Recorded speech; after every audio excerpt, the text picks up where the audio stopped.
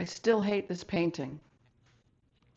If you've been following along, this is part 3 of Libby's art challenge, where you take a painting and you put a big X over it just to shake things up, and then you fix it. I'll link the videos below if you want to catch up and watch them. I'm Rita, by the way, and I need to get back to this today. So when I finished the part 2 video, I turned the painting around and just had it at the wall for the week. And I haven't seen it up until now, but when I'm looking at it with fresh eyes, I can see right away what I don't like about it. The color palette for one thing, but I'm going to start with the composition. This part here is much too dark and it's bothering me. And then this area here is rather similar. They could be more different, just to give more interest to the painting. These also are quite similar.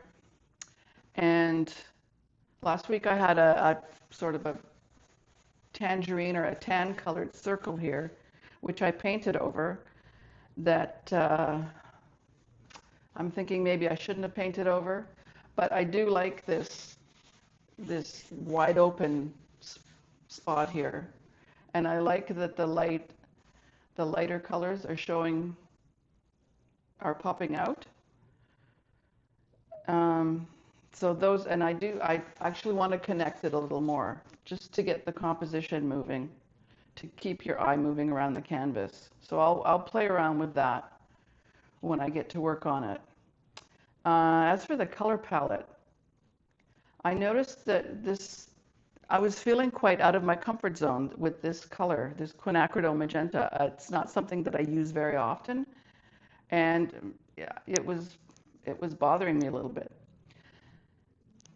But then actually a funny thing happened earlier this week. I was just playing in my art journal, and what I ended up with was these colors. I was working on just like a painting inspired by sakura blossoms in spring, and I ended up using this. Just that's the color I chose, quinacridone magenta. So I guess it's really not that far out of my comfort zone that I would use it. But I am liking these colors more. They're fresher, they're not so gray. I definitely went too far on the gray side. And I like this green color. I had green on my palette, but I didn't use it until like in my sketchbook this week. So what's really black here and the magenta tone, I might switch it up, because this green is showing as a dark green. It could pass for the black, and it's not as harsh. And I'm liking these shades of yellow as well. In the original painting, I didn't use yellow ochre, but I like the yellow, so incorporating the yellow ochre here gives a softer palette. And here also, the lighter green shades, I'm really enjoying those. And then this sort of creamy color beige that I came up with, I could see that here. Like, I like this, actually. This is very fresh and very just happy. This, because of all the gray, is seeming very gloomy to me. So I can see that I'd want to be adding back some more of this white. I've lost that white on the canvas. It wasn't there to start with because I was painting over the painting. But I do like that color. It would certainly brighten things up. So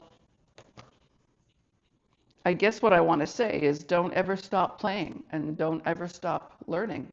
I needed this challenge because I think that's very important, to just challenge yourself and to grow, because you're constantly evolving. And it's the same in your sketchbook.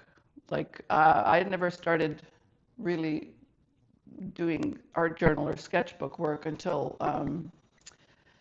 after the pandemic, actually. I mean, I used to do um, art practice, but it was always on loose paper. But the fact that it's in a sketchbook, um, it helps me get my thoughts together and keep them together. So I don't know, let me know in the comments if that's something you do, if you do art journal to go along with your art practice or your just to be creative. You can keep an art journal just for fun. And yeah, so I'm not done with this painting yet, but I'm definitely going to come back to it and I'm going to show up and I'm going to embrace the unknown and finish it up. So yeah, I'll definitely record the whole process and you can paint along with me. And so let me know in the comments um, if you ever had a problem with your painting, if you like art journaling. Let's just keep the conversation going. And if you like these sort of real honest videos where we just chat and talk and paint, then please subscribe. It would help my channel grow. And we'll see you soon.